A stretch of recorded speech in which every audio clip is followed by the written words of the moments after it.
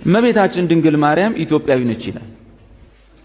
እንዴት ብዬ ሳነብ የተወለደችው ሸዋ ክፍለ ሀገር ደብረ ሊባኖስ አውራጃ በ7 ዓመቷ ልታድግ ሊሳልሙ ወላጆቿ ኢየሩሳሌም ሄደው እዛው ቀሩ።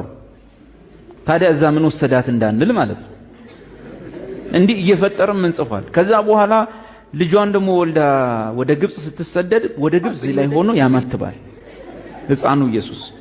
ልጄ ሆይ ወደዚህ ቦታ ምንድነው የምታማትበው? አይ ወደዚህ ኢትዮጵያ የምትባል ሀገር አለች። እዛ ሀገር ላይ ደጋግ መነኩሴዎች አሉ።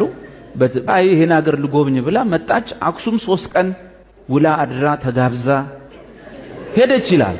የተጻፈ በቀይና በጥቁር ሰው የሚሰማው መጽሐፍ። አክሱም 3 ቀን ውላ አድራን ሄደች ይላል። እኔ ትንሽ የከፋኝ ደብረ ሊባኖስ መታ ቤተሰቦቿን ሳትጠይቅ መሄዷ ነው።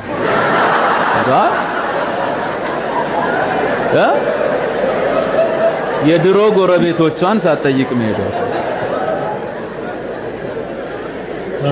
በፍርድ ቀን ሰው ምን እንደሚመልስ አላውቅም።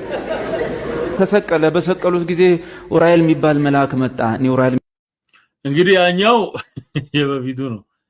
የድርሳነ ኡራኤል የሚባል መጽሐፍ በተለይ በቃ በጣም ስንት ጉድ እነዛ ሴትና ሴት ተሳስመው ልጅ ጸነሰች አንደኛዋ የሚለው ንግርት ያለበት መጽሐፍ ማለት ነው። ድርሳነ ኡራኤል የሚባል በጣም ጉደኛ መጽሐፍ።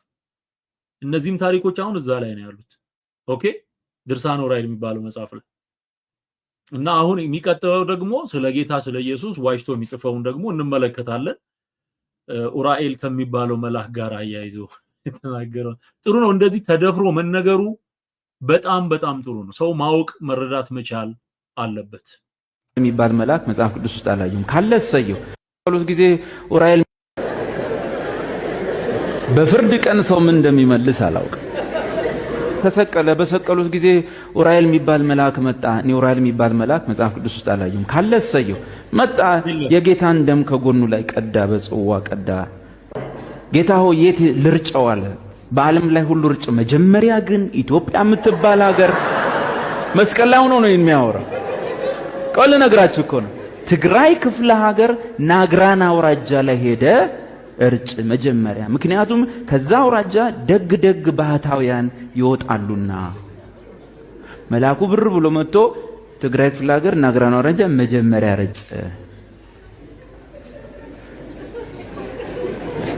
ኦኬ ዝም ብዬ ሳስብ እንዴት ሆነ ብዬ ሳስብ ይሄን ታሪክ የጻፈው ሰውዬ የትግራይ ልጅ ነው።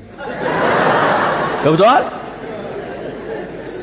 ከዛ ሸዋ ይቀጥላል። ኧረ ከትግራይማ ሸዋ ይበልጣል። እንዴት? የኛን ደሞ ልንገር ነበሩ ከሌ ስም አልጠራ ማለት።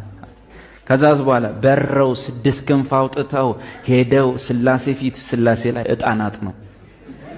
ክብር ላንተ ክብር ለወልድ ብለው በረው ስላሴ ፊት አጥኖትና የኛ ይበልጣል